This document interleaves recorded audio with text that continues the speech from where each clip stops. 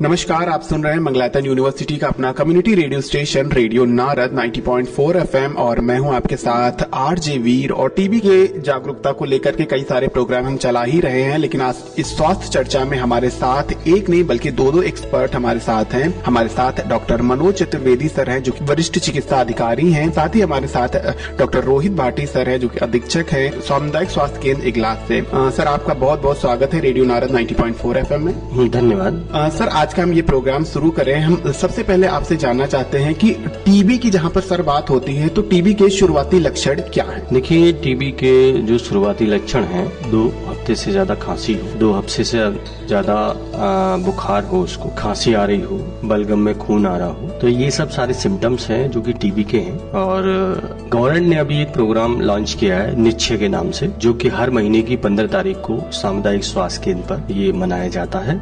हमारे क्षेत्र में जो वर्कर हैं आशा, वो लोग आइडेंटिफाई करती हैं अपने क्षेत्र में केस को और वो अस्पताल में सामुदायिक स्वास्थ्य केंद्र में 15 तारीख को लेके आ, जो कि अभी ये प्रोग्राम चल रहा है। सर, जहाँ पर टीबी की बात होती है तो वहाँ पर टीबी की जांच बहुत ज्यादा जरूरी हो जाती है। रोहित सर से हम जानना चाहेंगे, सर टीबी की जांच कितनी ज्यादा जरूरी है और हमारे यहाँ स्वास्थ्य केंद्रों में इसको लेकर के क्या क्या व्यवस्थाएं हैं? प्रत्येक मरीज जो किसी हमारी आशा बहन, आंगनवाड़ी बहन या एएनएम द्वारा जो क्षेत्र में ट्रेस किया गया है और जो सीएचओ द्वारा देखा गया है जिसमें टीबी के लक्षण पाए गए हैं, हर उस मरीज की जांच होनी बेहद ही जरूरी है।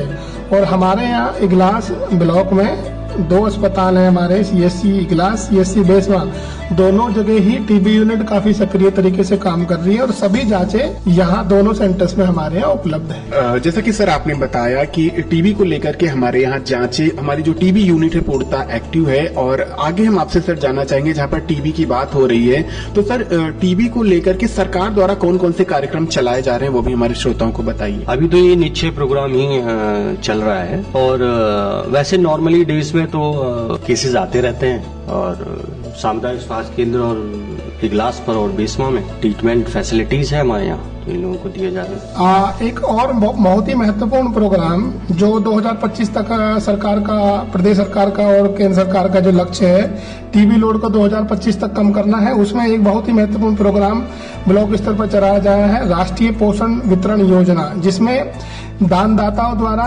प्रत्येक जो टीबी से मरीज जो ग्रसित है उसको जो पोषण सामग्री वितरण का कार्यक्रम है वो एक पखवाड़े के अंदर चलाया जा रहा है। और एक और महत्वपूर्ण चीज है, इसमें सरकार द्वारा 500 रुपए प्रति लाभार्थी टीबी से ग्रसित मरीज को दिए जा रहे हैं। और इसमें आशा और आंगनवाड़ी बहनों के लिए भी एक प्रावधान है कि आप 6 महीने तक अगर टीबी के मरीज को दवाई दिलाते हैं तो उनके लिए भी प्रोत्साहन राशि का प्रावधान सरकार द्वारा है। सर, जहाँ पर निश्चय पोर्टल की बात हो रही है, निश्चय स्कीम की बात हो रही है, तो हम आपसे जानना चाहेंगे कि निश्चय पोर्टल क्या है और हमारे जो पेशेंट्स हैं उससे कैसे रजिस्टर्ड हो सकते हैं? नहीं, निश्चय का तो देखिए ये महीने की 15 तारीख निश्चित की है इसको मनाने के लिए। रजिस्टर्ड तो जैसे कि आशा पेशेंट को लेके आती है हमारे यहाँ, तो उनका आधार कार्ड और पैन कार्ड, क्योंकि उनको प्रोत्साहन राशि दी जाती है खाने के लिए, पोषण के लिए भी 500 रुपए हर महीने दी जाते हैं टीबी के पेशेंट को। तो हमारे यहाँ टीबी यूनिट है, वहीं पे उनका रजिस्ट्रेशन हो जाता है और उसके बाद ट्रीटमेंट हो जाता है। जागरूकता के लिए विशेष दिवस के लिए निश्चय के रूप में हर महीने की 15 तारीख को मनाया जाता है। सर, आप प्रोग्राम को आगे बढ़ाते हैं और आगे हम आपसे जानना चाहेंगे कि सर जो हमारे टीबी पेशेंट हैं, पोषण को लेकर के ये बहुत ज्यादा ना कहीं लापरवाही हो जाती है, तो टीबी पेशेंट को अपने पोषण में किन किन चीजों का ध्यान देना चाहिए? टीबी से ग्रसित मरीज को पोषण में बहुत जरूरी जो ध्यान रखना है, इसमें प्रोटीन की मात्रा अत्यधिक होनी चाहिए।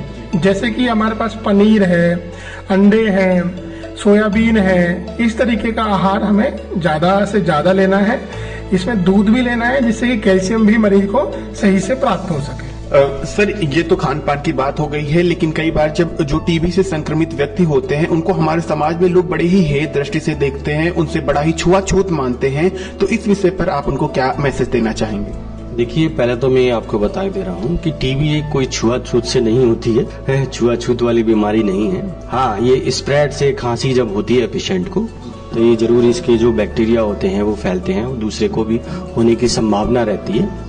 मगर छुआछूत से नहीं होता। सर टीबी की जहाँ पर बात हो रही है वहीं हम आपसे आंकड़ों की अगर बात करें तो सर अपने जो इगलास एरिया है या बेसवा एरिया है इनमें टीबी एक्टिव पेशेंट की संख्या कितनी होगी लगभग टीबी से ग्रसित मरीजों की लगभग ब्लॉक के अंदर जो संख्या है वो 300 के आसपास है। इसमें प्राइवेट अस्पतालों में भी 125 के आसपास मरीज है, जिसमें 30% मरीज अब तक सही हो चुके हैं। सर जहाँ पर अगर टीबी की बात हो रही है वहाँ पर अभी भी बहुत सारे लोग टीबी की जांच करवाने में डरते हैं, वो घबराते हैं कि उनको लगता है कि कहीं ना कहीं अगर ये जांच हमने करवा ली या लोगों को पता चल गया टीबी हो है में, तो उन्हें एक बड़ी ही शर्म सी और उन्हें एक बड़ा ही डर सा भी है। तो इस पे क्या उनको कहेंगे? नहीं, अब समाज में ऐसा तो नहीं लगता मुझे कि लोग डरते हैं। सिंपली हमारे यहाँ 2 जांचें होती हैं, एक तो स्पुटम की जांच कराते हैं हम लोग और एक एक्सरे भी कराते हैं। इसमें अगर आ जाता है तो फिर उसके बाद और भी जांचें कराई जाती हैं अगर टेस्ट नहीं हो पाता है। मगर ऐसा नहीं है कि हमारे यहाँ तो आए दिन पेशेंट आ रहे हैं, इस तरह की कोई टेंडेंसी हमें देखने को नहीं मिली कि पेशेंट डरता है। सर जहाँ पर टीबी की बात होती है वहाँ कहा जाता है कि अगर टीबी का संपूर्ण इलाज नहीं कराया गया है तो कहीं न कहीं हम टीबी से जो जंग हमारी चल रही उसे हम जीत नहीं पाएंगे।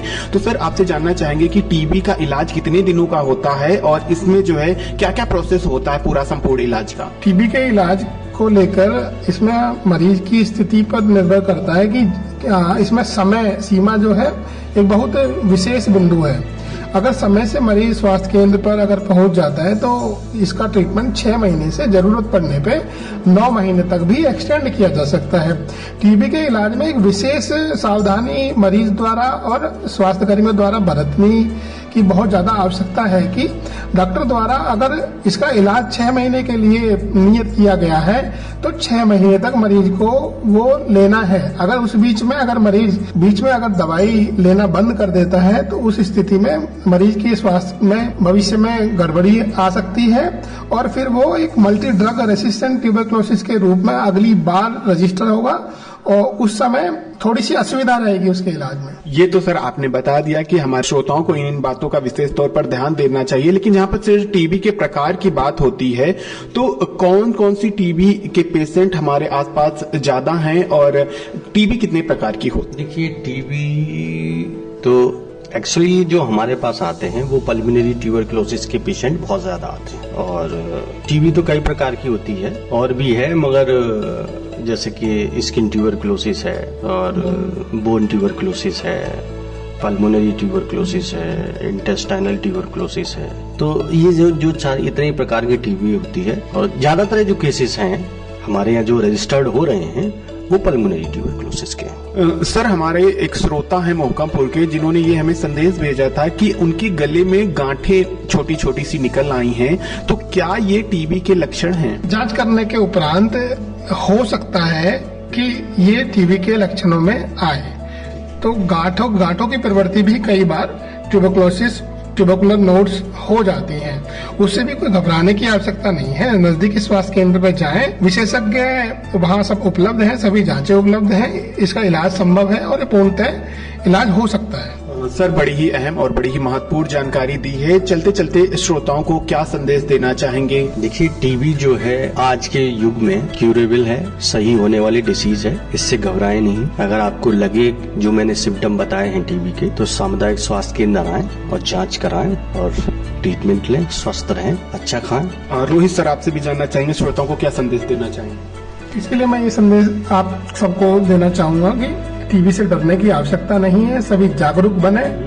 इस तरीके के मरीज आपके आसपास होने पर आशा बहनों, एएनएम बहनों और सीएचओ जो सब सेंटर्स हैं उनको तुरंत सूचित करें। आपका सहयोग इसमें अति आवश्यक है और शासन द्वारा जो योजना चलाई जा रही है कि 2025 तक टीबी को कम करना है, उसमें एक नारा दिया गया है, टीबी हारेगा देश जीतेगा। यह जो नारा है, यह जो अभियान है, आपके सहयोग के बगैर संभव नहीं है। सर आप लोगों का बहुत बहुत शुक्रिया, आपने इतनी अहम और इतनी महत्वपूर्ण जानकारी हमारे श्रोताओं को दी। दोस्तों आज हमारे साथ डॉक्टर मनोज चतुर्वेदी सर जो कि वरिष्ठ चिकित्सा अधिकारी हैं और साथ में हमारे साथ थे डॉक्टर रोहित भाटी सर जिन्होंने इतनी अहम और महत्वपूर्ण जानकारी टीबी से जुड़ी हुई दी। इन्हीं बातों के साथ मुझे भी दीजिए इजाजत। नमस्कार।